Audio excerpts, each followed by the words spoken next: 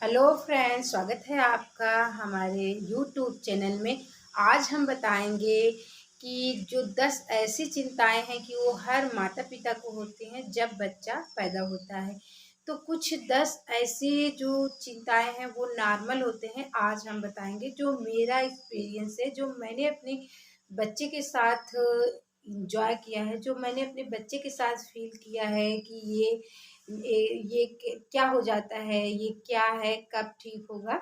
तो आज हम आपके साथ ये अपनी एक्सपीरियंस को शेयर करेंगे। तो जब बेबी छोटा होता है, जब बच्चा छोटा होता है, तो हम देखेंगे उसके तालू जो होते हैं, यहाँ पे तारू बोला जाता है, वहाँ देखेंगे ऐसे स्पर्श करेंगे तो वो हल्का हल्का दबता रहता है। तो हमें ये होता है कि क्यों हमारे बेबी को यहाँ क्यों इस तरह से एकदम सॉफ्ट है, ये कब कैसे भरेगा, क्या होगा। तो ये एकदम नॉर्मल है, ये सारे बच्चों के साथ होता है। ये उम्र के साथ, समय के साथ धीरे धीरे भर जाता है। हम इस दारू को भरने के लिए तेल का इस्तेमाल करते हैं, सरसों का तेल उस तारू में भरते हैं, तो जो जल्दी जल्दी से तारू भर जाता है। ये हम सही नहीं बता सकते हैं कि एक एक साल में भरेगा, 6 महीने में भरेगा, 8 महीने में भरेगा। ये बेबी के वो हर बच्चों के साथ अलग होता है। तो इसलिए ये बहुत ही नॉर्मल है कि हमारे बेबी को यहाँ सॉफ्ट है, हमारे बेबी का यहाँ खाली है, तो कब भरेगा। दूसरा लक्षण ये है कि हमारा जो बेबी है उसको बार बार छींक आती है। तो हमें ये डर लगा रहता है कहीं हमारे बच्चे को कोल्ड तो नहीं हो गया, हमारे बच्चे को फ्लू तो नहीं हो गया, हमारे बच्चे को क्या हुआ है जो हमारा बेबी बार बार छींके आ रही है हमारे बेबी को। तो हम आपको ये बता रहे हैं कि बच्चों के साथ छींक आना बहुत ही नॉर्मल है, क्योंकि वो जो बच्चे हैं वो सांस के दौरान कभी कभी किसी प्रकार का कचरा वगैरह चला जाता है जब उनके नोज में, तो वो छींके मार के उसे बाहर निकालते हैं। तो छींक आना बहुत ही अच्छी बात है। हमने जब मेरे बेबी को, जब मेरे बच्चे को, मेरे अंश को जब ऐसा हुआ तो मैं तुरंत ही दौड़कर डॉक्टर के पास भागकर पहुंची। तो हमारे डॉक्टर ने ये मुझे ये सलाह दी कि ये नॉर्मल है बेबी को छींक आना। तो तीसरा लक्षण ये है कि बेबी को बार बार हिचकियाँ आती है। तो माँ जो माता पिता होते हैं वो बहुत परेशान हो जाते हैं कि हमारे बच्चे को बार बार हिचकियाँ क्यों आती आ रही हैं। जब हमें हिचकियाँ आती हैं तो हम बहुत ज़्यादा परेशान हो जाते हैं। तो हम ये फील करते हैं कि हमारे बेबी को जब हिचकियाँ आ रही तो वो कितना ज़्यादा परेशान हो रहा होगा, इतने छोटे बच्चे को हिचकी कैसे आने लगी। तो ये नॉर्मल है, जब बच्चों को हिचकियाँ आती हैं तो वो हिचकियों के दौरान कुछ बुजुर्ग औरतें कहती हैं कि उनका पेट बढ़ रहा है, उनके पेट का आकार बढ़ रहा है। हिचकियाँ आना बहुत ज़रूरी है, वो डाइजेशन सही होता है उनका, पेट के सिस्टम सही होते हैं, इसलिए हिचकियाँ आती है, ये नॉर्मल है।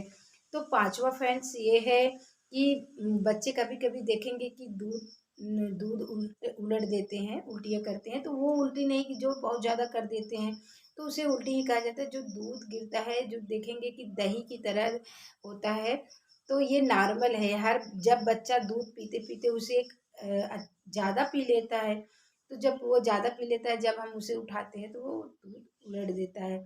बच्चे अपने डाइजेशन के हिसाब से दूध लेते हैं, जो पेट में चला जाता है, जो ज़्यादा दूध होता है उसे बाहर निकाल। तो हमें घबराने की कोई ज़रूरत नहीं है, हमें डॉक्टर के पास भाग कर नहीं जाना है, ये हमारे बेबी के साथ नॉर्मल होता है।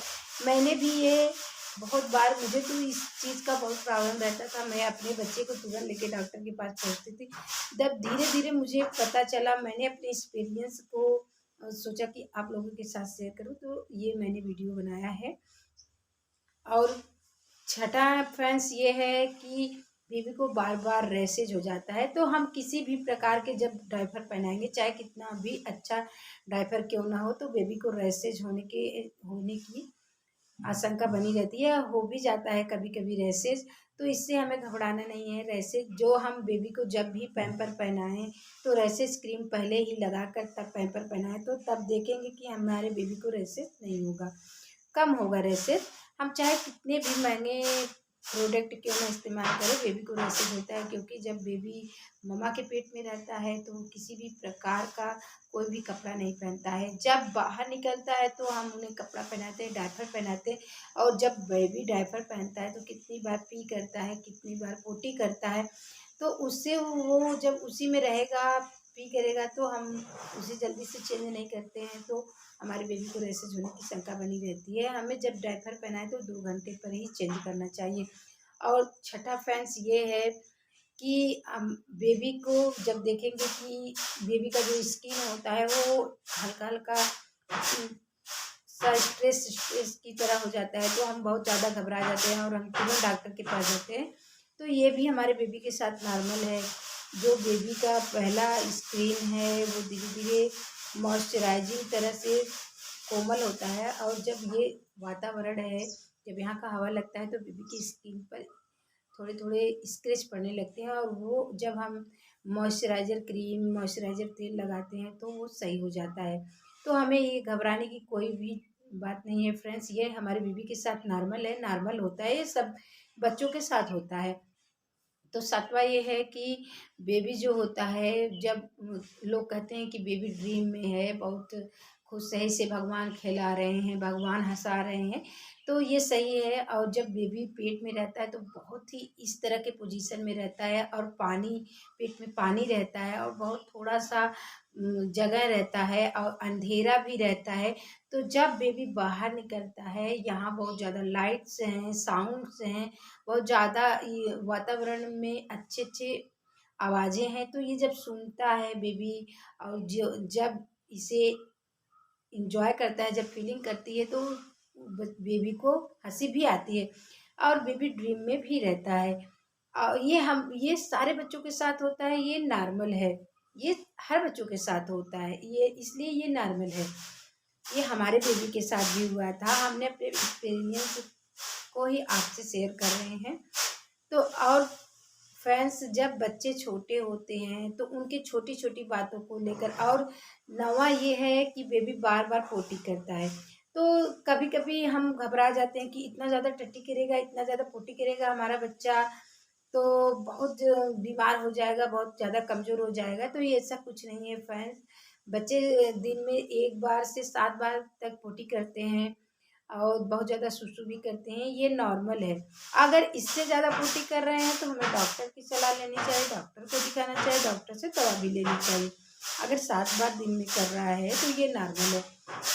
10वां फ्रेंड्स ये है कि हमारा बेबी 1 दिन के बाद पोटी कर रहा है, 2 दिन बाद पोटी कर रहा है, या 10 दिन 7 दिन बाद पोटी कर रहा है, या 5 दिन, तो ये भी नॉर्मल है। क्योंकि बच्चे कभी कभी कोई कोई बच्चा होता है वो 2 3 4 दिन बाद भी पोटी करता है, ये सारे बच्चों के साथ होता है, ये नॉर्मल है।